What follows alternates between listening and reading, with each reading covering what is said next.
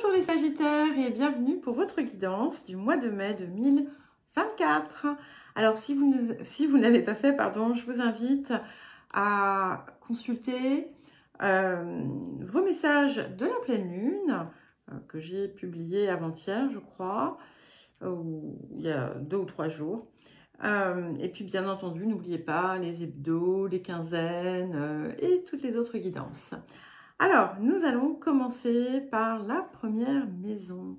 Et, ça m'énerve, nous avons la carte 19. Donc, on commence par un arcane majeur. Il y en a eu énormément tout au long, pour toutes les guidances. Vous êtes les avant-derniers. Il ne reste que les Gémeaux après vous. Et c'était impressionnant. Hein, il faut savoir qu'il y en a 22 sur 78 cartes. Et il y a parfois eu une majorité d'arcanes majeurs. Donc, période très importante. Alors, avec cette carte du reflet, ici, c'est un petit peu comme si vous accédiez à... comme si vous accédiez pleinement à on va dire, vos capacités extrasensorielles. Il y a une meilleure connexion, finalement. Il y a également un apaisement émotionnel. Qui peut se faire. Il peut y avoir quelque chose aussi auquel vous pensez qui pourrait concerner un voyage, un déplacement. En tout cas, c'est quelque chose de très serein ici qui est en train de devenir un petit peu comme si vous retrouviez ou trouviez tout simplement une forme de paix qui va vous aider, bien entendu, à changer beaucoup de choses. Alors, en maison 2, nous avons le 4 de clés.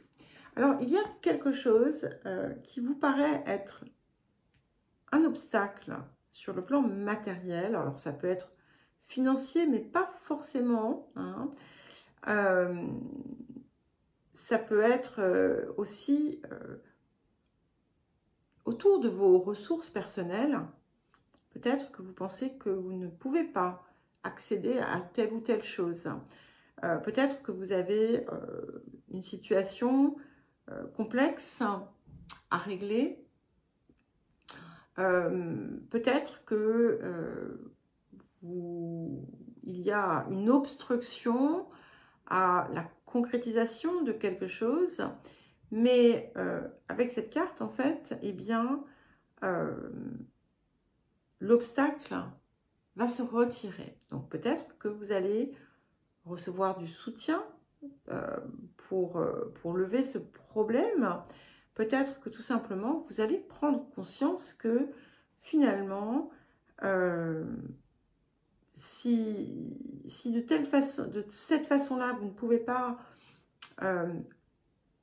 concrétiser vos objectifs, peut-être que vous pouvez contourner le problème autrement. Alors, en maison 3, nous avons l'As de force qui peut avoir plusieurs significations ici ou représenter plusieurs types d'énergie. Il y a quelque chose ici qui s'ouvre pour vous, quelque chose qui change dans un certain relationnel ou dans une forme de communication.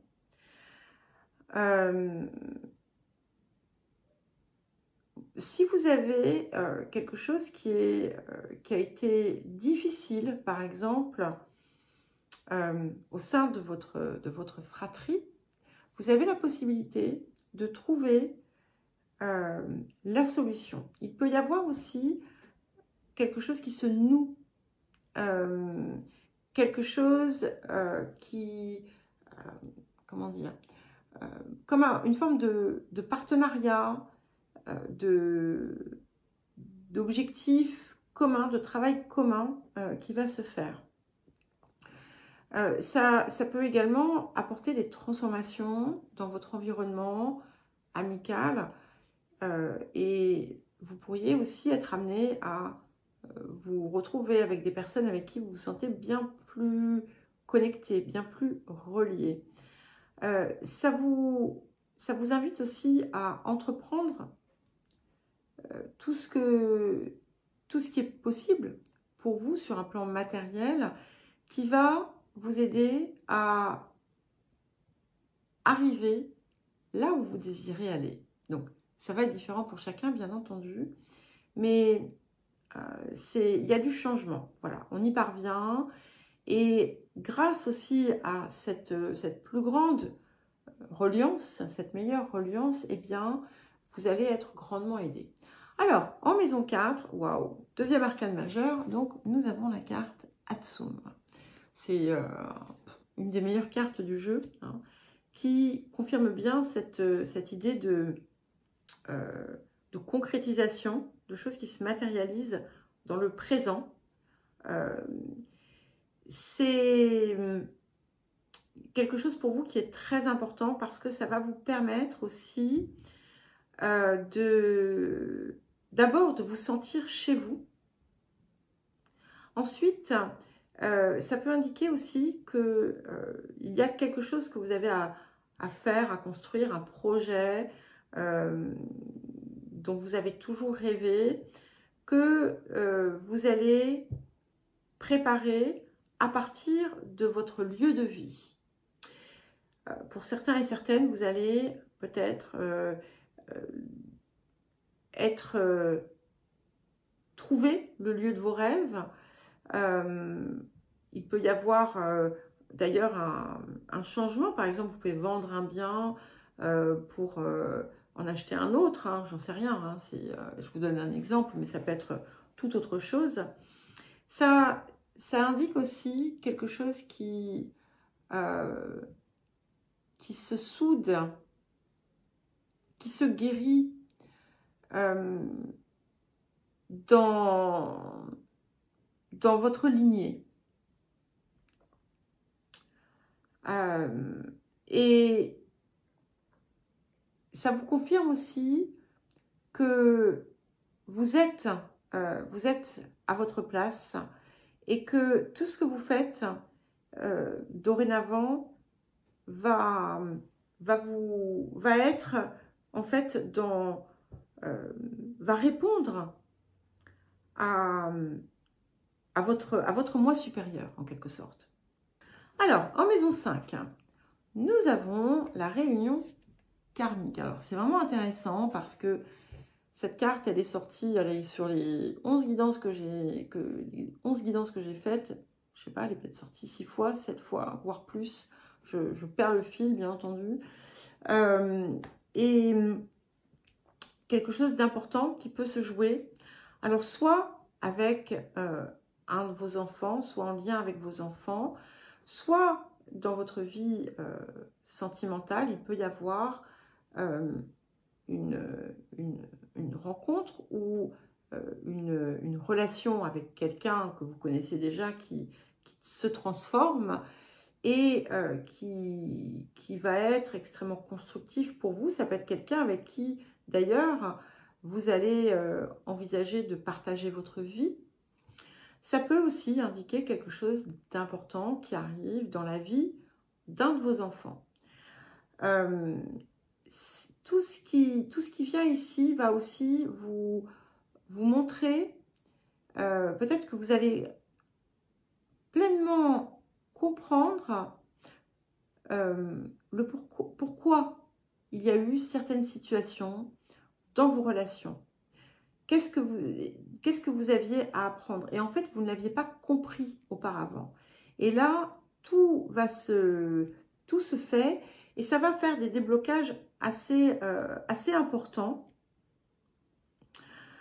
Peut-être aussi parce que vous allez faire preuve d'honnêteté envers vous-même. Et c'est ce qui va lever un blocage énorme. Un blocage énorme. Alors, en maison 6, waouh, incroyable. On a déjà 4 atouts majeurs sur cette première ligne. Et donc là, nous avons le Bouddha se prépare. Alors, vous êtes effectivement prête à passer à l'étape supérieur en ce qui concerne ce que vous avez à apporter, hein, ce que vous avez à rayonner de vous-même. Si par exemple vous vous lancez dans quelque chose, eh bien vous êtes prêt ou alors vous êtes en voie de l'être.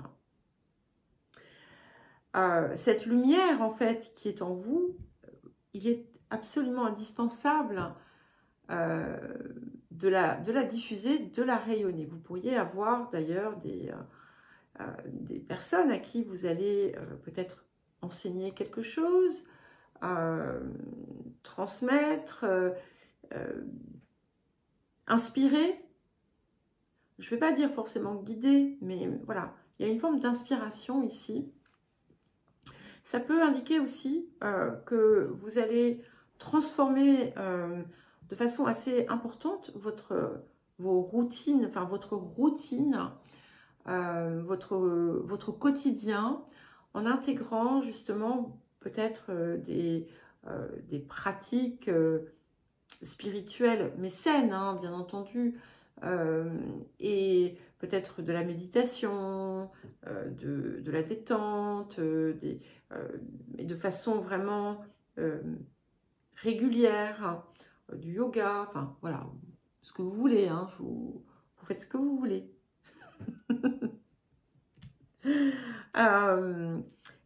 Et ça indique aussi que tout ce que vous faites sur un plan physique pour votre bien-être va impacter aussi forcément votre mieux-être mental, psychologique. Alors, en maison 7, nous avons le 4 de force. Donc, effectivement, il peut vraiment y avoir quelque chose ici qui vient se créer, un nouveau couple, une nouvelle relation, ou alors, si vous êtes déjà en couple, eh bien, il peut y avoir comme un nouveau, comment dire, un renouveau, un vent d'air frais qui vient souffler sur votre relation et qui vient renforcer vos liens. Sinon, ça peut également indiquer un partenariat, une collaboration avec quelqu'un qui va être extrêmement fructueuse. Ça peut être aussi pour certains et certaines un nouveau contrat. C'est quelque chose qui va être bien plus enrichissant pour vous, quel que soit en fait le domaine concerné. En tout cas, ça touche une forme de contrat, de partenariat, d'union, ou encore de papier, de choses qui se... voilà, ça peut être des signatures, ça peut être une succession, ça peut être toute autre chose, hein, peu importe. Alors, en maison 8, 5e arcane majeur, nous avons l'archange Gabriel. Et ce qui est intéressant ici, c'est que vous allez aussi transformer la façon dont vous communiquez, la façon dont vous pensez, la façon dont vous vous exprimez. C'est aussi l'annonce de nouvelles importantes pour vous qui vont transformer aussi votre vie. C'est vraiment quelque chose de positif. Il y a quelque chose de très lumineux en fait qui est en train de naître, de jaillir de vous et qui va... il y a un tout en fait hein, qui se met en place, qui transforme en fait totalement votre vie. En maison 9, nous avons le roi de force. Donc ici, ça peut indiquer un soutien important de quelqu'un qui peut être dans un domaine d'activité comme la justice, l'administration, les sciences, les hautes études, peu importe,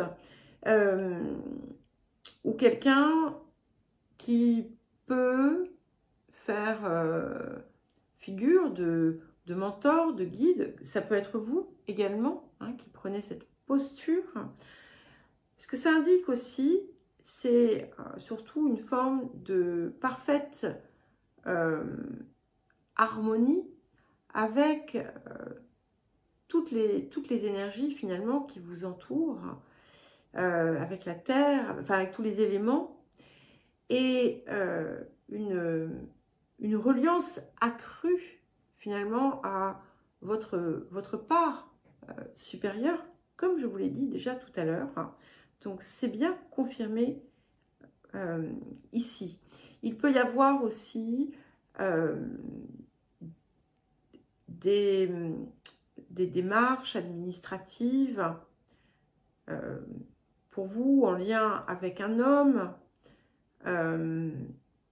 Mais voilà, peu importe, on a quelque chose qui se transforme et qui devient extrêmement positif ici. Ça peut impliquer voilà, un soutien hein, aussi, mais je l'ai déjà dit, je me répète. Alors, en maison 10, nous avons la reine de clés. Alors, ce que j'aime bien ici, c'est que ça confirme bien l'idée d'un couple aussi.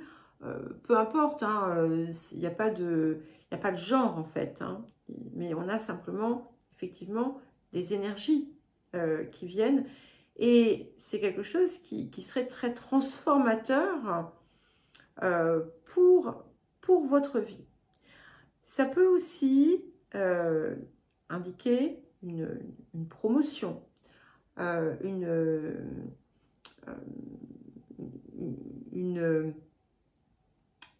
position, ça se dit une position en français? Peu importe, vous comprenez.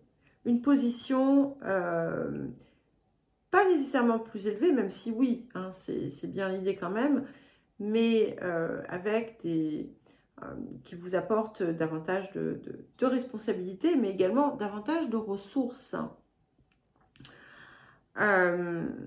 Ça, c'est aussi quelque chose qui vient élargir complètement votre horizon.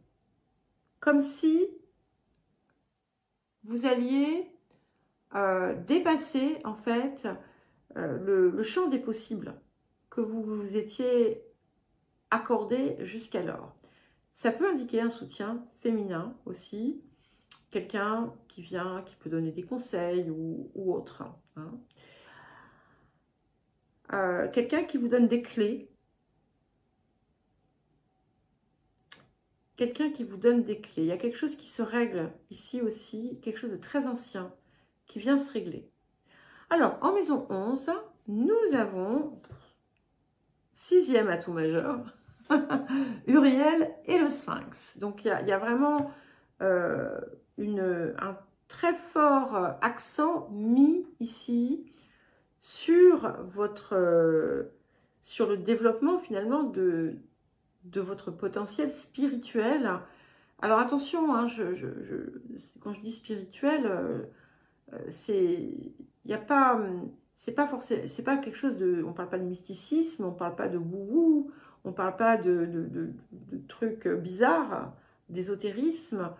On parle de votre dimension supérieure, la dimension divine qui est en chacun, en fait. D'accord? Et ici, il y a quelque chose qui vous pousse à aller encore plus loin et qui va vous permettre de découvrir en vous quelque chose que vous n'aviez jamais imaginé. Ou en tout cas, pas comme ça. Il pourrait y avoir des révélations aussi sur un plan physique, matériel, humain ou autre.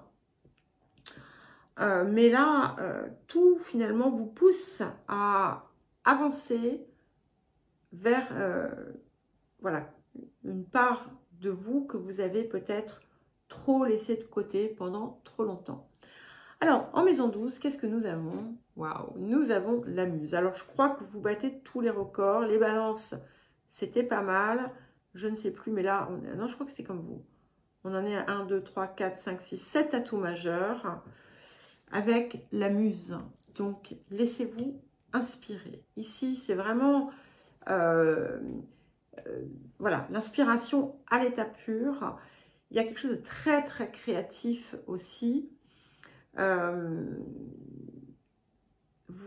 Et plus vous allez aussi prendre le temps de vous reconnecter à vous, plus vous allez recevoir cette inspiration et avoir une créativité qui peut être absolument débordante. Voilà les Sagittaires. Eh bien, écoutez, un magnifique mois de mai. Je vous embrasse et je vous dis à très vite.